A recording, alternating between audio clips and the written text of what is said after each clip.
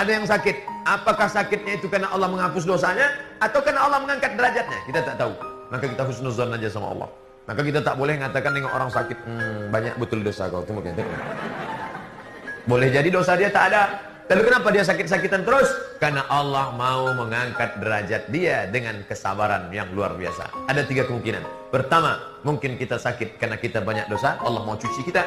2, mungkin kita sakit karena kita tak ada dosa, tapi Allah mau angkat derajat kita. 3, boleh jadi kita sudah sampai ke tempat yang tertinggi, tapi amal kita kurang. Pas dicek malaikat, ini amalnya kurang. Buat dia sakit, sehingga ketika dia sabar, cukuplah itu. Ada amal yang lebih besar daripada haji.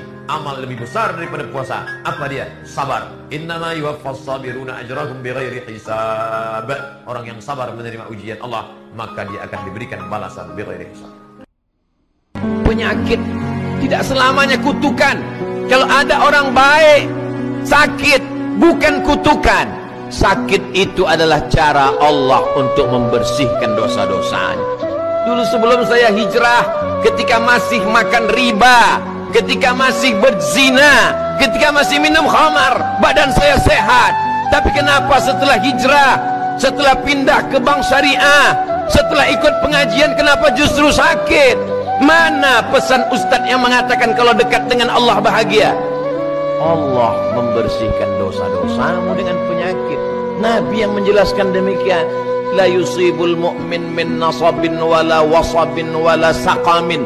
Letih, lelah, gundah gulana, galau, susah hati, sakit, wala syaukin yasdakuha, duri menusuk tapak kakimu, illa kafarallahu anhu biha sayyi'atu. Allah ingin membersihkan. Kullu bni Adam khata' wa khairul khata'in at-tawwabun. Semua anak Adam membuat dosa yang banyak. Khata' tu sorof. Khata' ni Nabi sebut semua anak Adam membuat dosa yang banyak. Betul. Termasuk saya yang bercakap. Dan kita semua. Kemudian Allah Ta'ala sebut, sekiranya seseorang anak Adam itu membawa kepada aku, menghadap aku, membawa dosa sepenuh bumi,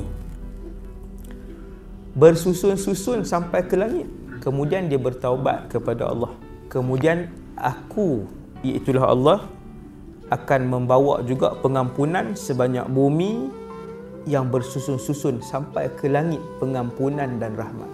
Semua dosa. Yang pertama, semua manusia membuat banyak dosa, saya dan kita semua, kecuali para nabi dan rasul dan orang-orang soleh. Apakah orang soleh tak ada dosa? Tetap ada dosa, tetapi tak banyak. Tak banyak. Tetap ada kesalahan. Orang biasa macam kita banyak dosa dan salah. Dan dalam puluhan ayat Quran dan hadis, Nabi dan Allah SWT beritahu, sebanyak mana pun dosa yang kita buat, kita mesti membanyakkan istighfar dan taubat kepada Allah. Ustaz, saya sehari buat 39 dosa. 9 dosa. Allah terima kau Ustaz.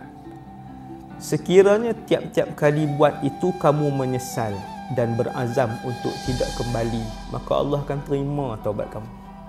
Tiap-tiap kali. Dan bila dia dah bertaubat, dia bukan kata sagi taubat lain lah. Tak.